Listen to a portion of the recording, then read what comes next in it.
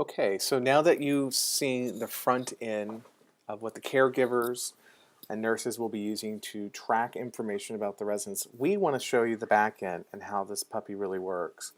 So again, from an administrator point of view, you'll be able to see all this information that's logged in. So let me just forward you to the next screen. This would be a login just like anybody else I showed you before.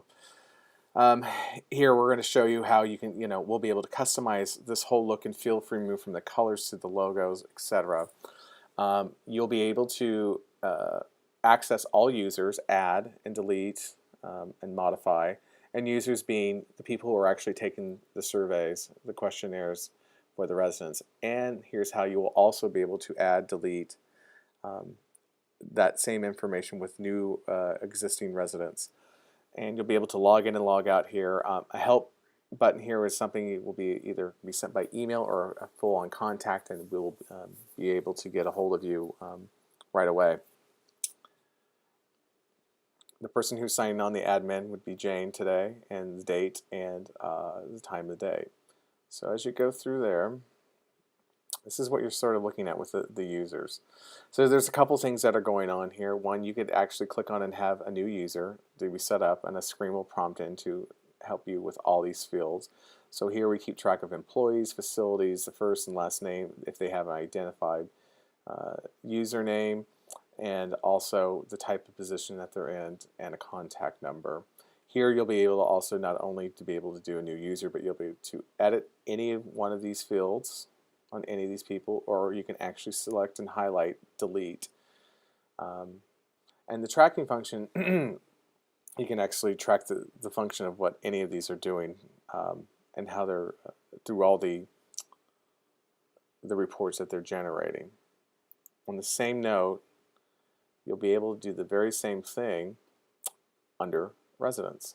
So here again, the residence number, if they have a particular unique ID number to themselves, the facilitator they're in, who they are, date of arrival, and the resident's name and contact number. Again, you can either edit, delete, and then someone pass away, if they move on to a different facility or they go out, and same thing with the new user. We'll get to the tracking part with that as well. So this is the interesting part about this, is the powerful stuff about this. So in the tracking section here, you will be able to select the questions that you want to be able to track. So today we're looking at how is Julie's well-being, and how often is Julie exercising. And if you could select those and you could run a track, you can select a date range. And once you hit track, a report generates, and you can just see all the weeks that are going on here. So this is important stuff because then you can see a trend, what's going on. And that way people can be a little more responsive to Julie's well-being. So that is pretty much the nuts and bolts of that. We want to get into the second part when it comes into residence fill out information. We have a portal set up for each of the intakes, and so they would the families would fill out most of this information. And let's talk about the residents' names, the spouses, the contact, the children who are involved, all emails that are going to be associated to this residence. Here are, they'll be able to click pre-formatted questions that exist, that are there. And this is the fun part, is that these are additional questions that can be added. There'll be fields that they can type in their own questions that they personally want to know. And that could be different for any and each family member.